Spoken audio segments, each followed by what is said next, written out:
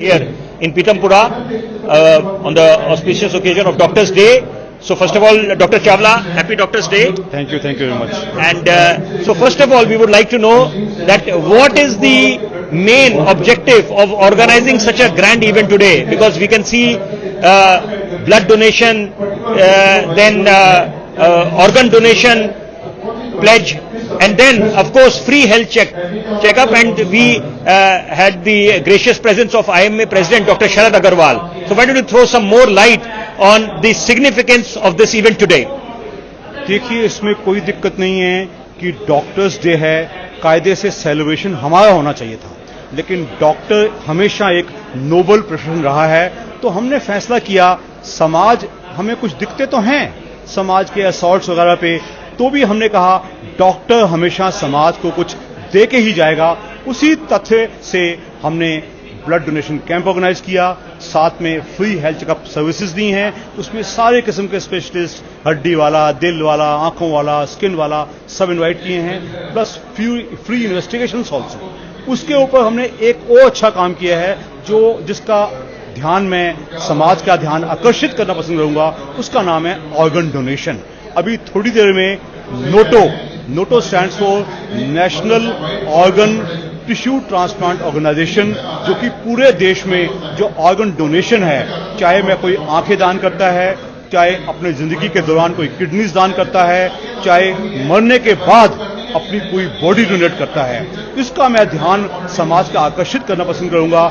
आम लोग कहते तो हैं हम करना चाहते हैं, लेकिन करते नहीं हैं, आखिरी मिनट में दिक्कतें आ जाती हैं। तो इस कैंप में मेरा दूसरा उद्देश्य अपार्ट फ्रॉम ब्लड डोनेशन और फ्री हेल्थ कैंप के लिए यही था कि मैं लोगों का ध्यान आकर्षित करूं, और लोग यहाँ एक कैंप लगा हुआ है, बाकायदा एक फॉर्म है जिसको आप साइन करिएगा, और कुछ भी ऐसा आपके परिवार में होता है, मेरी अपनी माँ की डेथ हुई, मेरी अपनी पिता की डेथ हुई, उनके डेथ के 15 मिनट के अंदर अंदर मैं फोन कर भी चुका था, वो आंखें निकला भी चुका था। मेरे मामा जी की डेथ हुई, उन्होंने कहा जी मेरा दाह संस्कार नहीं होगा, मेरी कोई क्रिया नहीं होगी, मेरी बॉडी डोनेट की जाएगी।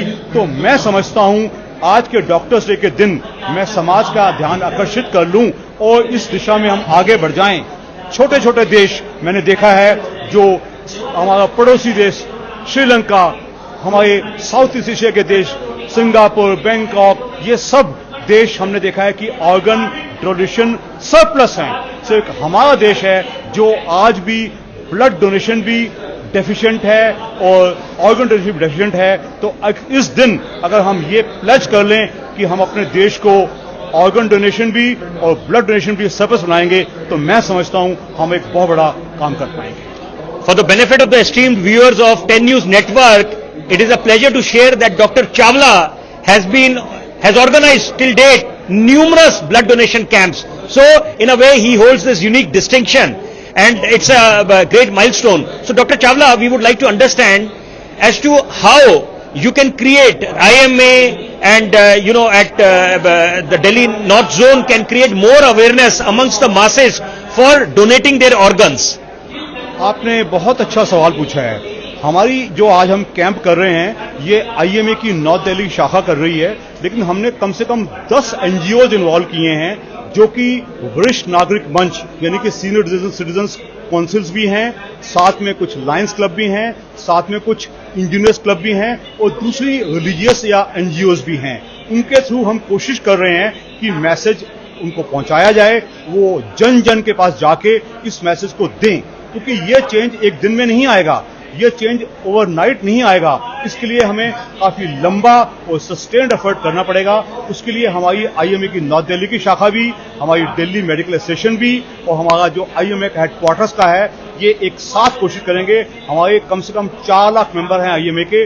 हम समझते हैं कि ये एम्बेसडर्स हैं इस चीज के, जो ब्लड डोनेशन को भी प्रमोट करें और ऑर्गन डोनेशन का इंफॉर्मेशन भी देवें और लोगों को उकसावें और मोटिवेट करें, तब जाके ये हो पाएगा। Sir, during the COVID outbreak, when the world was grappling with the biggest pandemic and the threat was looming large on everyone's well-being, at that time doctors were in the forefront. They were on ground zero to ensure that everyone remained in the pink of their health, and doctors were doing an absolute fearless job. So I would like to know for the benefit of our viewers, that what are the challenges, because that was a different challenge that doctors faced during the COVID outbreak, and because vandalism is a burning issue, which, and of course the credit goes to you because you have taken up this cause on numerous forums to highlight this serious issue of attacks on doctors. आपने बड़ा अच्छा सवाल पूछा है। देखिए, मैंने अपने talk की शुरुआत में ही कहा था, दिक्कतें हैं। आज भी हम देखते हैं हमारे किसी साथी के क्लिनिक में, नर्सिंग होम में, हॉस्पिटल में कोई हादसा हो जाता है तो जनता अपने आप ही मार कुटाई करके क्लिनिक को आग लगा देना, डॉक्टर को पीट देना, ये गलत है। हमारे देश में कोरोना के दौरान अमित शाह जी एक ऑर्डिनेंस लाए थे, हमारे देश के होम मिनिस्टर, की prevention of assaults against doctors and their establishments, लेकिन वो कहा गया था सिर्फ कोरोना तक के लिए सीमित है। तो मैं आपके चैनल के माध्यम से ये संदेश भेजना पसंद करूंगा, डॉक्टर को इज्जत से, शिद्दत से, काबिलियत के हिसाब से काम करने दिया जाएगा तो डॉक्टर समाज का बेस्ट लाभ कर पाएगा। अगर डॉक्टर डरता रहेगा या डिफेंसिव प्रैक्टिस करेगा तो मेरे हिसाब से ना डॉक्टर्स का फायदा है ना जनता का फायदा है। तो मैं समझता हूं डॉक्टर भगवान नहीं होता, डॉक्टर अपने आप को भगवान कभी नहीं समझता। वो कहता है कि मैं एक क्लिनिशियन हूं, अपनी काबिलियत के हिसाब से काम करता हूं। अगर छुटपुट लैब्स होवे तो उसके लिए काउंसिल्स बनाई गई हैं, बाकायदा कंज्यूमर कोर्ट्स भी हैं, सिविल कोर्ट्स भी हैं। लोग अपने हाथ में न लेके डॉक्टर की मार कुटाई करना, उससे डॉक्टर बहुत डिमोरलाइज होते हैं। एक तरफ हमें सेंट्रल एक्ट चाहिए, दूसरी तरफ जनता को अपील है डॉक्टर को इज्जत से काम करने दीजिएगा। डॉक्टर आपका दोस्त है, कभी दुश्मन नहीं है, वो अपनी बेस्ट कोशिश करता है, वो बेस्ट फायदा देता है। Absolutely, we agree with your sentiments, Dr. Chawla, that no one should take law into their hands and we must respect the profession of medicine. Medicine is always regarded as the noblest of all professions, and so I would request you to spell out a message for the youths of the country on this occasion of Doctors' Day. India एक young country है। आज भी हमारे youth की population almost 30 crore है, more than any country in the world. Message एक ही है, देश बदल रहा है, सब कुछ बदल रहा है, नए एवेन्यूज हैं। हमारा देश ऑलमोस्ट एक फाइनेंशियल सुपर पावर बनने वाला है, नंबर 3 बनने वाला है। डिफेंस पावर ये पहले से है, एजुकेशनल पावर साथ में बनना चाहिए और साथ में हेल्थ भी सुधरनी चाहिए। तो मैं समझता हूँ देश के यूथ आगे आवें और इस चीज को अपने हाथों में लेवें। उनको हमेशा जो हमारे सीनियर्स है गाइड करेंगे, लेकिन it is high time the youth must come forward.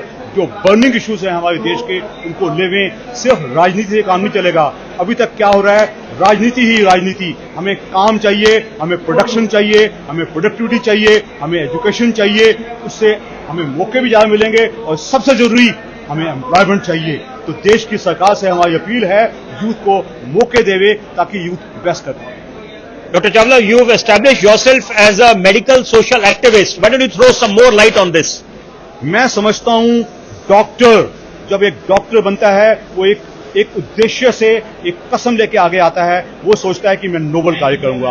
पहले 15 साल तो उसको पढ़ाई में लग जाते हैं। उसके बाद जो जिस किस्म का माहौल चल रहा है उसको हम अच्छा माहौल नहीं कहेंगे। तो मैं समझता हूं अगर देश में 4 लाख डॉक्टर हैं जो कि मेंबर्स IMA के हैं, ओवरऑल डॉक्टर ऑलमोस्ट 10 लाख हैं। अगर यही आज समझ लें कि हमें एक समाज में नया ऑर्डर क्रिएट करना है तो मैं समझता हूं पूरी देश की हालत बदल जाएगी।